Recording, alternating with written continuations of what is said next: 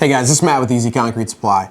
I wanted to take a little time today to go over an instructional video on how to wire up your grinder for anybody that's new in the industry and or guys that are going to be using our rental equipment, okay? There's obviously several different types of plugs that you can use, generator plugs as well as house 220. For those reasons, we've got a couple different accessories. You've got yourself a 3-prong, we've got a 4-prong, and then we have what would be for a house, electric stove, dryers, all that kind of stuff. And there's a bunch of different pin accessories that these plugs can potentially come with. So I want to do a close-up video to you guys to show you how to wire up. If you guys get a new grinder, you're going to get an accessory kit. The accessory kit's going to have this here. And I want to explain in detail how to wire up your grinder for rentals and or new. That way there's no confusion. We're going to jump down below. I'll see you guys in a sec. So like I said, guys, there's a couple different connectors that we do have. 30 amp 3-prong, 30 amp 4-prong, 50 amp home style 220.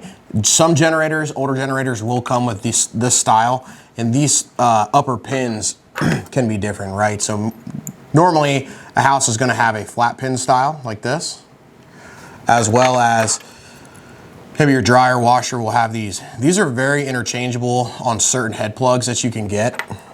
So don't worry, if you go to Lowe's or Home Depot or anywhere close by, they usually have these.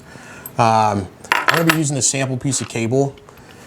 Not all cable is going to be the same color, right? So there's a standard configuration that we're going to be using. Some wiring, you'll have your green and your white and your black. Your green's obviously going to be your neutral, and then you're going to have your white and your black that are going to be your hots on either side of the leads, okay? Our bigger grinder, so that'll be like what your 20-inch would come with. Our bigger grinders might have a couple different colors, right? Colors don't really matter. Once again, green is going to be your neutral. This obviously has a green and yellow. And then we have gray and brown as well. For this, I'll show you guys, it's very simple, okay, to wire these things up. Not very extensive by any means. The tools that you guys are going to potentially need, 100%, you're going to need some wire strippers, as well as a flat blade screwdriver, Phillips head, depending on what the cover is going to have on it. So if you guys give me just a sec, I'll get you dialed in nice and close, and we'll get some wires taken apart. All right, guys. So for demonstration purposes, I just pre-disassembled all of these connectors.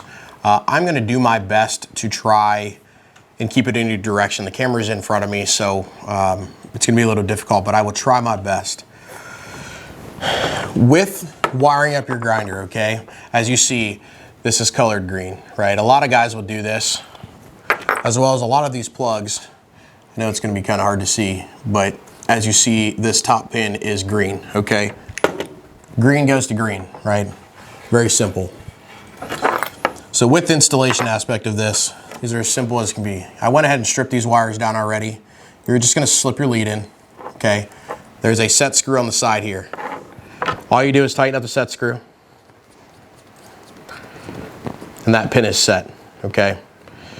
When we talk about the hot leads that go from left to right, so left and right hand side, the best way that I can tell you is, so as I was saying, if you guys can see this small notch that's cut into this connector here that actually goes into the connector that's on your grinder already, 90% of the time, more like 99% of the time, where that notch is on that connector is going to be where your green lead or your neutral lead is going to be, okay?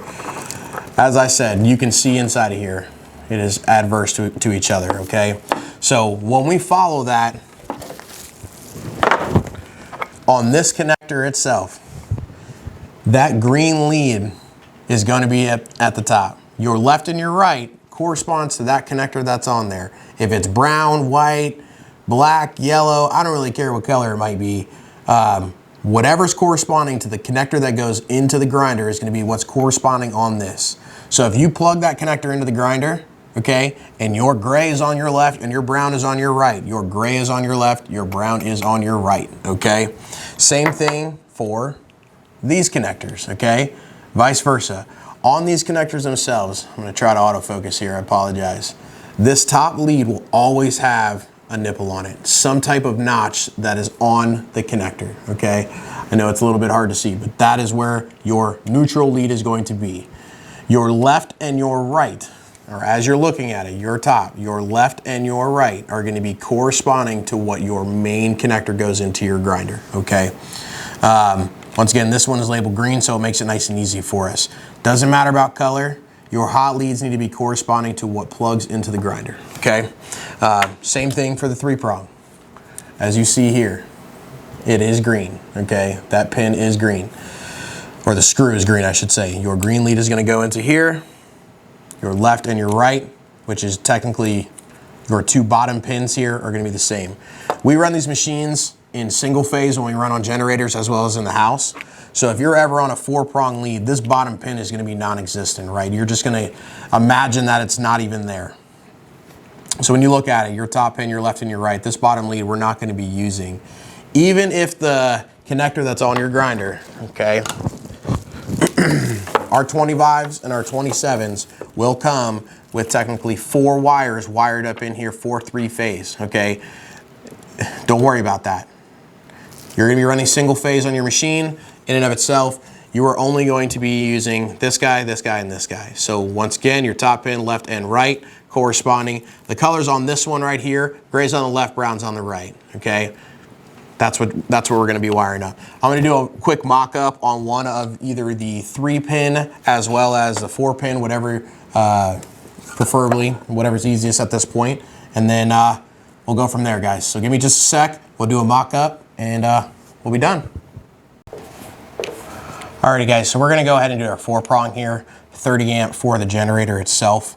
As you see here, I've already slid the wire through the coupler. Don't forget that, it's a pain in the ass if you guys do. So, easy enough, okay? We have our green terminal. It literally has a G written on the plastic, okay? I'm going to slide this in here to the connector. I'm going to take my screwdriver and I'm gonna obviously tighten down the terminal, okay? Make sure these are nice and tight and snug, guys. You don't want to over tighten them or strip them or anything of that nature, but you also don't want the wire backing out while you're running. There's a lot of vibration that goes through this, so go from there. Same as on the other video that I did for my 20-inch. Like I said, my black is going to be on my left, my white is going to be on my right. So as you guys see here, I'm just going to go ahead and slide this into that left side terminal. I'm going to go ahead and put my white into my right. Easy enough. Sorry, my hands are fidgeting. Done. I'm gonna go ahead and tighten up my set screws on this.